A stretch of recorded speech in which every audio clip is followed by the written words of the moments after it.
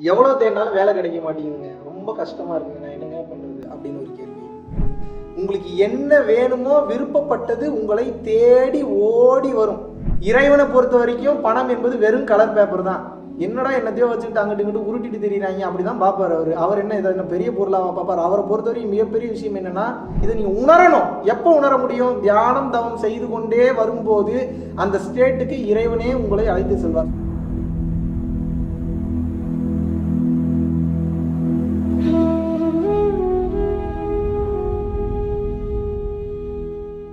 நிறைய வேறு தீட்சைகள் வாங்கியிருக்கோம், நிறையா கிளாஸ் அட்டன் பண்ணியிருக்கோம், நிறைய அனலைஸ் பண்ணியிருக்கோம், நிறைய பேசியிருக்கோம், உங்கள் வீடியோ நிறைய பார்த்துருக்கோம். உட்காந்து நாங்கள் 2 பேரும் டிஸ்கஸ் பண்ணிகிட்டே இருப்போம். ஆனால் முதல் முறை தீட்சை வாங்கினதுலேருந்து ஒரு மாற்றம் எங்கள் வாழ்க்கையில் தெரிஞ்சுதுங்கிறது உண்மை. ஸோ நான் இது ஏன் சொல்கிறேன்னா, நீங்கள் நிறைய தடவை சொன்னீங்க, இப்போ தீட்சை எடுத்துட்டீங்க, இப்போ ஒன்றும் தெரியல, அப்புறம் கட்டாயம் தெரியும். அது என்னென்னா, ஒரு கட்டத்தில் நீங்கள் சொன்ன மாதிரி தான், இது வேணும் அது வேணும்னு கேட்குறத நிறுத்திட்டு எங்களுக்கு எது நல்லதோ அது கொடுங்கன்னு சொன்னதுக்கப்புறம் அது எவ்வளோ நல்லதுன்னு நம்ம கற்பனைக்கெலாம் எட்டாதது. அவ்வளவு நல்லது எங்கள் வாழ்க்கையில் நடந்திருக்கு. அன்னதானம் எல்லாரும் கொடுக்குறாங்க, ஆனால் ஆன்மாவுக்கு ஒரு இந்த மாதிரி ஒரு நல்ல சொல் தானம் யாரும் கொடுக்கறதில்ல. சிறந்த சேவை இவ்வளோ சின்ன வயசில் நீங்கள் பண்ணுறீங்க, பொறாமையாக இருக்குது. மிக்க மகிழ்ச்சிங்க ஐயா, உங்கள் சேவை தொடரணும். எத்தனை பேர் எத்தனை இடைஞ்சல் வந்தாலும் அவங்களெல்லாம் மன்னித்து இந்த மனித குலத்துக்கு நீங்கள் எப்பயும் நல்லது செய்யணும். குரு கடாட்சம், ரொம்ப சந்தோஷம். நல்லது. குருவே சரணம். அனைவருக்கும் வணக்கம். எவ்வளோ தேடினாலும் வேலை கிடைக்க மாட்டேங்குதுங்க, ரொம்ப கஷ்டமாக இருக்குங்க, நான் என்னங்க பண்ணுறது அப்படின்னு ஒரு கேள்வி. அதாவது உண்மையாகவே வேலை இல்லாமல் இருக்கீங்கன்னா யூ ஆர் அ பிளஸ்டு பீயிங்னு அர்த்தம். தப்பாக எடுத்துக்காதீங்க, உண்மையாகவே you are a blessed being. காரணம் என்ன அப்படின்னா, இதை நீங்கள் மிக சரியாக பயன்படுத்தி கொள்வதற்கு பிரபஞ்சம் உங்களுக்கு நல்ல ஒரு வாய்ப்பை வழங்கி இருக்கிறது என்று அர்த்தம்.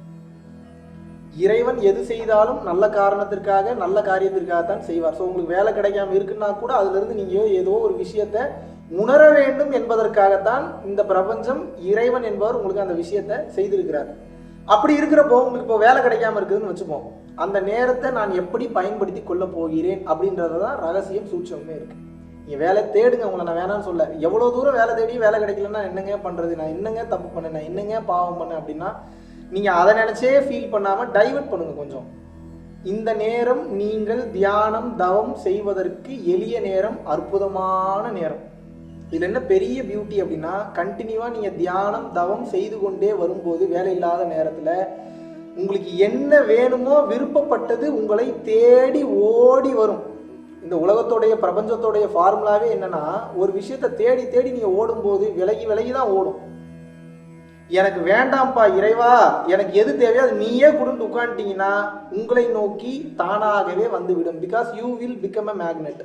நீங்கள் காந்தமாக செயல்பட்டு உங்களுக்கு வேண்டும் என்ற பொருளை மட்டும் இழுப்பீர்கள். உங்களுக்கு என்ன வேணும்னே தெரியாமல் எனக்கு இது நல்லது கிடைச்சிடும், அது நல்லது கிடைச்சிடும், இதை தொட்டா எனக்கு எதை தின்னா பித்தம் தெளிவுன்னு சொல்லி நீங்கள் சுற்றிட்டு இருந்தீங்கன்னா, மன தெளிவில்லாமல் எதை நீங்கள் அப்ரோச் பண்ணீங்கனாலும் மிகப்பெரிய பிரச்சனைகளுக்கு நீங்கள் உள்ளாக்கப்படுவீர்கள். அப்போ நீங்கள் என்ன பண்ணணும்னா, இந்த வேலை இல்லாமல் இருக்கக்கூடிய சமயம் என்பது உங்களது வாழ்க்கையில் உச்சகட்ட நிலைக்கு கொண்டு போவதற்கான அற்புதமான நேரம். இதில் பெரிய காமெடி என்னன்னா, தவம் தியானம் செய்து கொண்டே வரும்போது ப்ராப்பராக தீட்சை, பரம்பொருள் யோகமோ இல்லை மற்ற யோக பயிற்சி உங்களுக்கு எது பிடிச்சிருக்கோ அதை தீட்சை வாங்கி ப்ராக்டிஸ் பண்ணிட்டு வரும்போது சீக்கிரம் வேலை கிடைச்சிடும். இன்ஃபேக்ட் நீங்கள் கேட்காத நிறைய பொருளாதார ரீதியாக எல்லாம் கிடைக்கும் உங்களுக்கு. ஆனால் இப்போ நீங்கள் உயர்ந்துட்டீங்கன்னு நினைக்கக்கூடாது, இது இன்னும் பெரிய மாயிரை சிக்கிட்டீங்கன்னு அர்த்தம். நீங்கள் என்ன பண்ணணும்னா, வேலை பார்த்துக்கிட்டே உங்களோட ஆசைகளை தீர்த்து கொண்டே தன்னிறைவுக்கு வந்து கொண்டே இந்த தியானத்திலும் முன்னேறி கொண்டே வர வேண்டும். இதுதான் ஒரு கையில் உலகத்தை பிடிச்சிக்கிறது, இன்னொரு கையில் இறைவனை பிடிச்சிக்கிறது. சைமல்டேனியஸாக ஒரே நேரத்தில் ஒன்றாக பயணிக்க வேண்டும். இந்த தன்மையில் போகும்போது தான் இந்த உலக இச்சைகளிலிருந்தும் நீங்கள் விடுபட முடியும், உச்சகட்ட நிலையான ஆன்மீகத்திலும் நீங்கள் சென்று அடைய முடியும். ஸோ நல்லா புரிஞ்சுக்கங்க, இது தியானம் தவம் என்பது உங்களுக்கு ஒரு சில பொருட்களையோ இல்லை ஒரு சில விஷயங்களையோ சந்தோஷங்களை உங்களுக்கு சீக்கிரம் அச்சீவ் பண்ண வைக்கிது, சீக்கிரம் கொடுக்குது அப்படின்னா நீங்கள் கவனமாக இருக்க வேண்டும். அது உங்களை சோதனை செய்கிறது. இறைவனை பொறுத்த வரைக்கும் பணம் என்பது வெறும் கலர் பேப்பர் தான். என்னடா என்னத்தையோ வச்சுக்கிட்டு அங்கிட்டு இங்கிட்டு உருட்டிட்டு தெரியுறாங்க அப்படிதான் பார்ப்பார் அவர் என்ன இதை என்ன பெரிய பொருளாக பார்ப்பார். அவரை பொறுத்த வரைக்கும் மிகப்பெரிய விஷயம் என்னன்னா, தன்னை உணர்தல், ஞானத்தை அடைதல். தன்னை உணர்தல் என்பது என்ன? நானும் இறைவனும் வெவ்வேறல்ல, நானும் இறைவனும் ஒன்றுதான் என்று உணர்வதுதான் தன்னை அறிதல். நான்ற ஒன்னே கிடையாது, இருக்கிறது பூரா அவன் மட்டும்தான் உணர்றது தான் தன்னை அறிதல். இது நாலேஜ். இது நீங்க உணரணும். எப்போ உணர முடியும்? தியானம் தவம் செய்து கொண்டே வரும்போது அந்த ஸ்டேட்டுக்கு இறைவனே உங்களை அழைத்து செல்வார். ஸோ வேலை வெட்டி இல்லை அப்படின்னா தப்பாக நினைக்காதீங்க, கஷ்டப்படாதீங்க, சங்கடப்படாதீங்க. ரொம்ப கான்ஃபிடென்ட் லெவலோட ஸ்ட்ராங்காக வில் பவரோட தியானம் தவம் செய்யுங்க. சீக்கிரம் உங்களுக்கு வேலையும் கிடைச்சிடும், ஆன்மீக முன்னேற்றமும் கிடைக்கும். ஆனால் வேலை கிடைத்தாலும் சரி, பிஸ்னஸ் ஆப்பர்ச்சுனிட்டி கிடைத்தாலும் சரி, எத்தனை கோடி பணம் வந்தாலும் சரி, இறைவனை விட்டுவிடக்கூடாது. ஏன்னா இந்த மாயில மறுபடியும் போய் சிக்கிடக்கூடாது. எந்த சூழ்நிலையிலையும் எவ்வளோ பெரிய ஆளானாலும், எவ்வளோ பெரிய பேரு, காசு, பணம், புகழ் எது வந்தாலும் கூட நீங்கள் இறைவனை விட்டுவிடக்கூடாது. இறைவனை நீங்கள் விட்டுட்டீங்க அப்படின்னா இந்த பொருள் எல்லாம் எப்படிப்பட்டது அப்படின்னா பேட்டரி இல்லாத செல்ஃபோன் போன்றது, இன்டர்நெட் இல்லாத ஃபோன் போன்றது, பேட்டரி இல்லாத கால்குலேட்டர் போன்றது. சும்மா பார்க்கறதுக்கு வேணால் நல்லா இருக்கு, அதனால ஒரு பயனும் கிடையாது. இறைவனின் அனுகிரகம் இன்றி உங்களால் மோட்ச நிலை அடைய முடியாது. உங்களுடைய ஆசைகளுக்கு தான் இந்த உலகம். இறைவனுடைய ஆசை மறுபடியும் நீங்கள் அவருடைய சென்று கலக்க வேண்டும் என்பதுதான். எந்த மூலத்திலிருந்து வந்தீர்களோ அதே மூலத்திற்கு சென்று கலப்பது தான் உச்சகட்ட ஞான நிலையாக இருக்க முடியும். ஸோ வேலை இல்லைன்னா ஃபீல் பண்ணாதீங்க, வேலை தேடிக்கிட்டே இருங்க. வேலை கிடைக்கலன்னா நீங்கள் அதுக்கு ஃபீல் பண்ணாமல் தியானம் தவத்தை கண்டினியூ பண்ணுங்கள். இது ஒரு அற்புதமான நேரம், உங்களை உச்சகட்ட நிலைக்கு தானாகவே அழைத்து செல்லும். நன்றி, வணக்கம்.